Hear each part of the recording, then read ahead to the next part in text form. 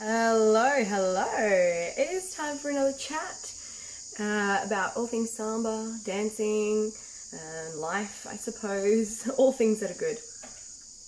Today, I wanted to talk to you about how to maximize your learning from online classes, online lessons. I am going to give you these tips for pre-recorded online lessons. All of my lessons are pre-recorded, which means that you can use them whenever you like. I find that for me, that was the best way of giving content, and a lot of the time people can't make the classes at specific times, so I'm going to film it anyway and give it to them. So I've just kind of ended up with all of my classes being pre-recorded. That also includes my free classes that I have. So I do have a free intermediate to advanced Samba class, and that is an introduction to the Samba life system. The way I teach Samba is, I feel, a little bit different to others. And like I've spoken about before, you know, every coach, mentor, teacher, instructor, whatever you want to call them, they all have a different way of delivering the content. And on top of that, the content is always different. It really just depends on the person that you're learning from, who they have learned from, and how much time they have really spent on refining their technique and refining the way that they teach Samba. I do find a lot of the time some of the drills and things that are used for Samba don't really line up with the way that that we end up dancing our Samba basic step. So I have been on quite a journey to work out how to deliver really solid technique for your basic Samba step and drills to achieve that. Right, so getting to the point now. All of my classes are pre-recorded online. So first things first, I would highly recommend having a mirror in your space if you do have one. It doesn't need to be massive, but to be able to see your hips and your posture and your arms while you're dancing is excellent, and you can pick them up quite cheaply around the place. Just need to sort of have a search for them. If you're in Australia, you can hit me up and I'll give you some tips about where to find mirrors, or pause the video that you're using, run into the bathroom or the bedroom or whatever and have a quick little play in front of the mirror with the information that you've just been given. So that brings me to my next point, is feel free to pause the video. It is pre-recorded for a reason, and sometimes simply because it is pre-recorded and you can pause the video, I tend to move a little bit faster. So if I'm teaching a choreography or something like that, I might move a little bit faster because I know that you can pause and rewind and go back and rewatch that bit of the footage. If it's a technique lesson, then I would highly recommend that you pause the video if you're feeling like it's a little, you haven't quite grasped the concept. Pause it, rewind, do it again, pause it, think about it for yourself, and then continue on when you're ready to. Next tip is film yourself. I have an entire video on this. It's on Instagram, YouTube, Facebook, all of that.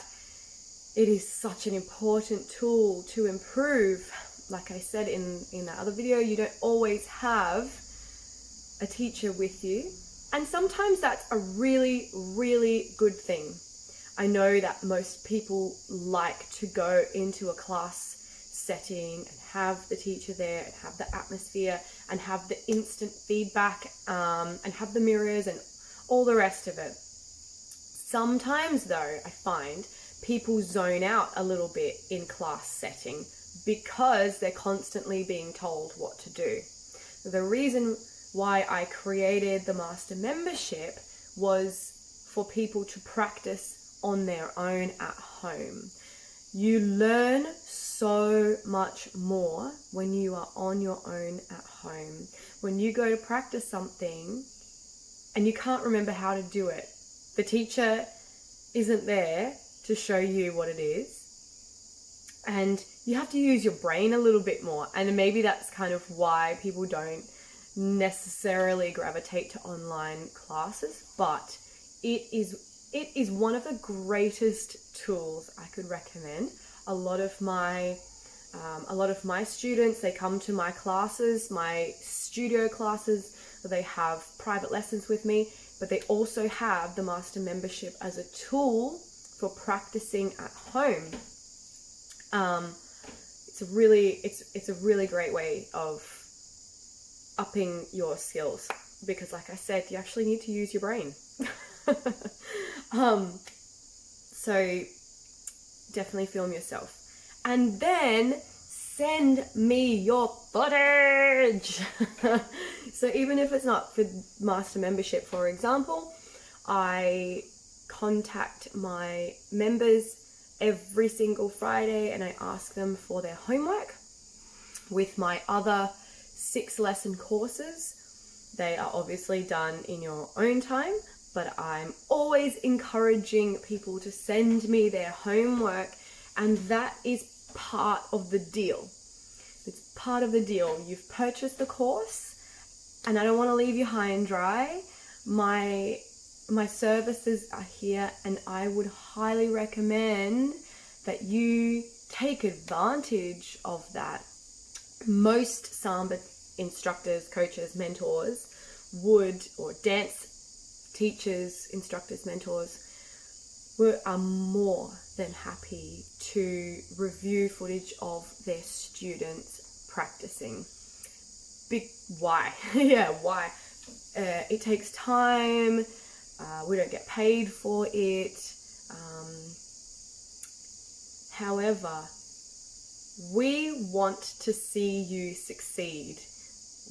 It's not about the money for us. You know, we do need to pay our bills and things like that, which is why we do charge for our services.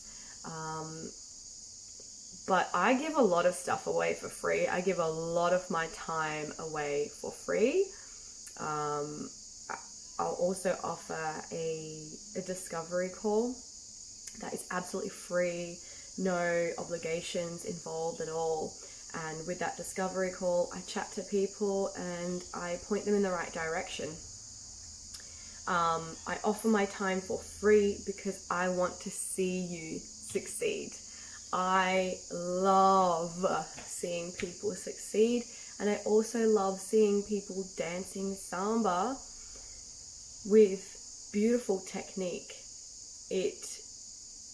One of the reasons why I really am doing a lot of the online stuff is so that we can start to be a little bit more authentic with the way that we're dancing our Samba. And then when you do go to Brazil, you're lining up a little bit more with what's happening over there, which of course is what it is. It's Samba. If you're not dancing Samba in the way that they do in Brazil, well, are you really dancing Samba? You know, that's the question that we all need to think about. My very last point is try something new.